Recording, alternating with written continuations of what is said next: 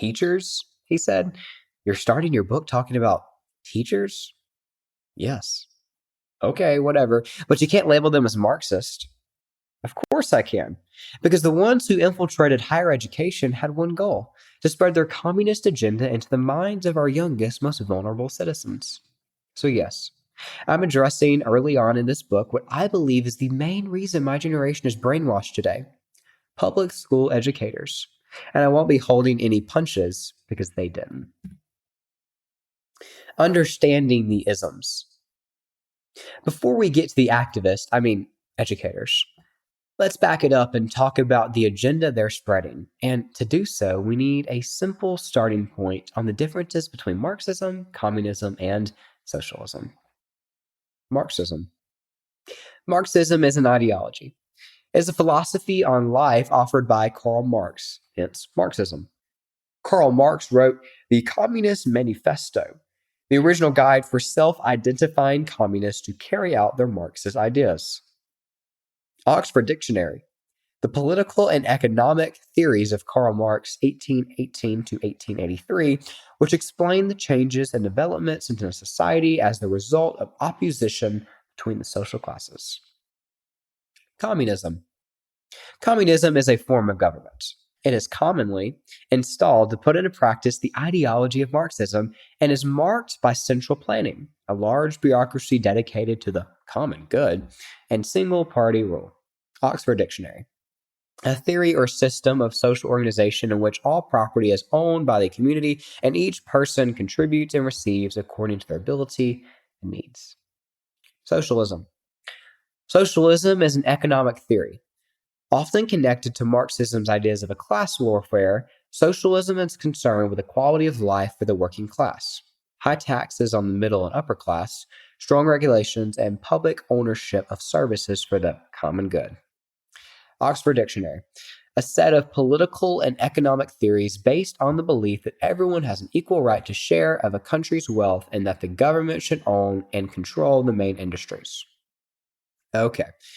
So now that we have a common ground in understanding these seemingly interchangeable words, what do they look like in action? I think Saul Alinsky's Rules for Radicals, a pragmatic primer for realistic radicals, offers the most tangible expression of how Marxism shows up in everyday facets of America today. His rules for creating change are: number one, power is not only what you have, but what the enemy thinks you have. Number two, never go outside the experience of your people. Number three, whenever possible, go outside the experience of your enemy. Number four, make your enemy live up to their own book of rules. Number five, ridicule is man's most potent weapon. Number six, a good tactic is one your people enjoy. Number seven, a tactic that drags on too long becomes a drag. And number eight, keep the pressure on. Number nine, the threat is usually more terrifying than the threat itself. Number 10, the major premise for tactics is the development of operations that will maintain constant pressure upon the opposition. Number 11, if you push a negative hard and deep enough, it will break through to its counterside. Number 12, the price of a successful attack is a constructive alternative. Number 13, pick the target, freeze it, personalize it, and polarize it. And what do Marxists want to change? They want to reinvent the faith of our founding fathers. They want to change American history. They want to prove America is responsible for all of the world's problems, even those that existed before 1619, the year the first slaves were brought to our shores. They want to ignore the rule of law. They want to eradicate Christian charity from the world and replace it with government handouts. They want to live in a world free from belief in heaven and hell and the consequences of sin. They want to live in a world where a man can be a woman, a girl can be a cat, and the sky is falling. Vladimir Lenin was open about this.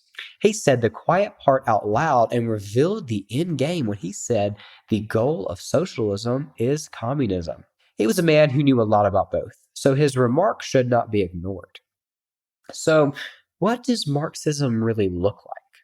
Sexual revolutionists love to wield Rule 4 as they decry the hypocrisy of the church.